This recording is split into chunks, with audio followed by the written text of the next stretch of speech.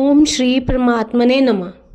लोकेस्मिन् द्विधा निष्ठा पुरा प्रोक्ता म्यानक ज्ञान योगेन सांख्यानां कर्म योगेन योगिनाम। अर्जुन युद्ध नहीं करना चाहते थे, अतः उन्होंने समतावाचक बुद्धि शब्द का अर्थ ज्ञान समझ लिया, परंतु भगवान ने पहले बुद्धि और बुद्धि योग शब्द से समता का वर्णन किया था। अतः यहाँ भी भगवान ज्ञान योग और कर्म योग दोनों के द्वारा प्रापणीय समता का वर्णन कर रहे हैं। अर्जुन के द्वारा अपने श्रेय की बात पूछी जानी ही उनकी निष्पापता है, क्योंकि अपने कल्याण की तीव्र इच्छा होने पर साधक के पाप नष्ट हो जाते हैं। यहाँ लोके पद का अर्थ मनुष्य शरीर समझना चाहिए, क्योंकि ज्ञान योग और कर्म योग दोनों प्रकार के साधनों को करने का अधिकार अथवा साधक बनने का अधिकार मनुष्य शरीर में ही है, अर्थात समभाव में स्थिति एक ही है, जिसे दो प्रकार से प्राप्त किया जा सकता है, ज्ञान योग से और कर्म योग से। इन दोनों योगों का अलग अलग विभाग करने के लिए भगवान ने दूसरे अध्याय के 39वें श्लोक में कहा है कि इस समबुद्धि को मैंने सांख्य योग के विषय में कह दिया है, अब इसे कर्म योग के विषय में सुनो। पुरा पद का अर्थ अनादिकाल भी होता है और अभी से कुछ पहले भी होता है। यहाँ इस पद का अर्थ है अभी से कुछ पहले, अर्थात पिछले अध्याय जिस पर अर्जुन की शंका है।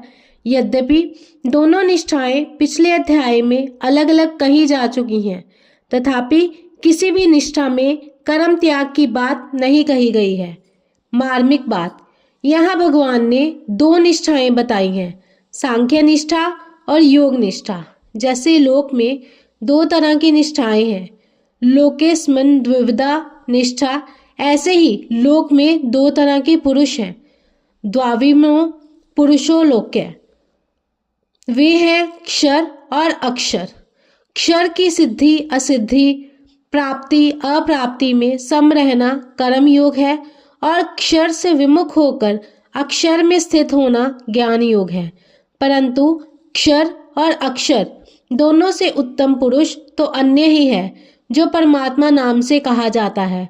उत्तम पुरुष स्वने परमात्मे यद दहाते, वह परमात्मा क्षर से तो अतीत है और अक्षर से उत्तम है। अतः शास्त्र और वेद में वह पुरुषोत्तम नाम से प्रसिद्ध है। ऐसे परमात्मा के सर्वथा सर्वभाव से शरण हो जाना भगवान निष्ठा है। इसलिए क्षर की प्रधानता से कर्म योग, अक्षर की प्रधानता से ज्ञान योग और परमात्मा की प्रधानता से भक्ति योग चलता है।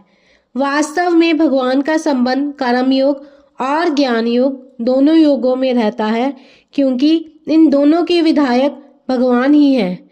कर्म योग और ज्ञान योग से कल्याण होने का विधान तो भगवान के द्वारा ही बना है।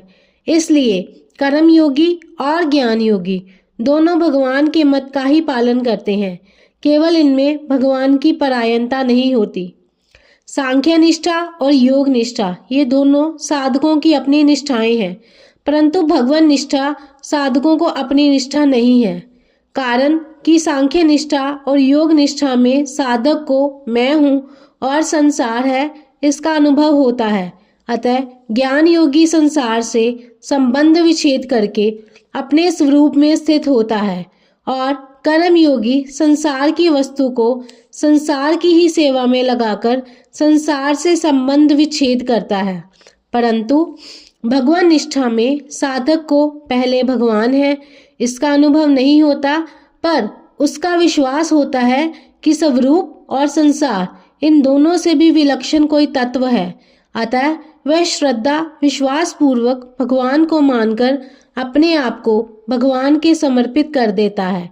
इसलिए सांख्य निष्ठा और योग निष्ठा में तो जानना मुख्य है और भगवान निष्ठा में मानना मुख्य है। जानना और मानना दोनों में कोई फर्क नहीं है। जैसे जानना संदेह रहित होता है, ऐसे ही मानना भी संदेह रहित होता है। मानी हुई बात में विचार की संभावना नहीं रहती। जैसे अमूक मेरी माँ है, ये केवल माना हुआ है, पर इस माने हुए में कभी संदेह नहीं होता, कभी जिज्ञासा नहीं होती, कभी विचार नहीं करना पड़ता।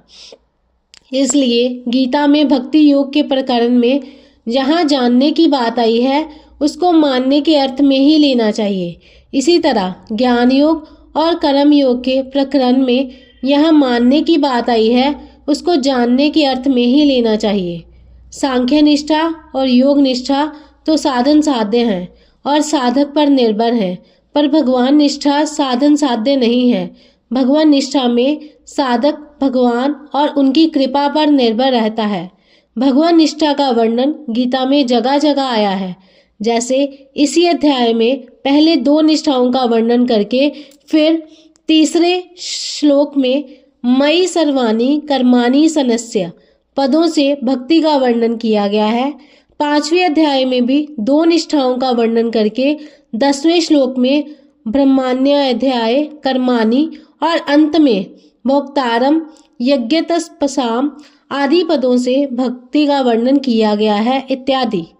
प्रकृति से उत्पन्न संपूर्ण गुण ही गुणों में बरत रहे हैं। संपूर्ण क्रियाएं गुणों में, इंद्रियों में ही हो रही हैं और मेरा इनसे कुछ भी संबंध नहीं है, ऐसा समझकर समस्त क्रियाओं में कर्तापन के अभिमान का सर्वथा त्याग कर देना ज्ञान योग है। गीता उपदेश के आरंभ में ही भगवान ने सांख्य योग का वर्णन करते हुए नाशवान शरीर और अविनाशी शरीरी का विवेचन किया है, जिसे असत और सत के नाम से भी कहा गया है। वरन आश्रम, स्वभाव और परिस्थिति के अनुसार जो शास्त्र विहित कर्तव्य कर्म सामने आ जाए, उसको कामना, ममता और आसक्ति का सर्वथा त्याग करके करना और कर्म की सिद्धि और असिद्धि में सम रहना कर्म योग है। भगवान ने कर्म योग का वर्णन दूसरे अध्याय के 47वें और 48वें श्लोक में मुख्य रूप से किया है।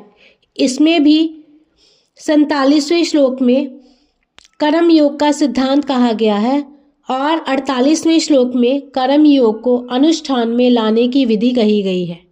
परिशिष्ट भाव, कर्म योग और ज्ञान योग, ये दोनों ही निष्ठाएं लोक में होने के कारण लौकिक हैं। लोके स्मित द्विधा निष्ठा, कर्म योग में अक्षर की प्रधानता है और ज्ञान योग में अक्षर की। अक्षर और अक्षर भी लोक में ही है। द्वामिमो पुरुषो लोके क्षर चाक्षर एव च। अतः कर्म योग और ज्ञान योग दोनों ही लौकिक निष्ठाएं हैं। जीव और जगत को मुख्यता देने से ही ये 2 निष्ठाएं हुई हैं। अगर जीव और जगत को मुख्यता ना देकर केवल परमात्मा को ही मुख्यता दे तो 2 निष्ठाएं नहीं होंगी, प्रत्युत केवल अलौकिक भगवान निष्ठा ही होगी। लौकिक निष्ठा में साधक का अपना उद्योग मुख्य होता है, वह साधन में अपना पुरुषार्थ मानता है।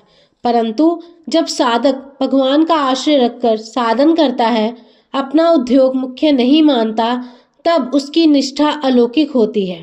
कारण कि भगवान का संबंध होने से सब अलौकिक हो जाता है। जब तक भगवान का संबंध नहीं होता, तब तक सब लौकिक ही होता है। किसी को बुरा ना समझे, किसी का बुरा ना चाहे और किसी का बुरा ना करे तो कर्म योग आरंभ हो जाता है।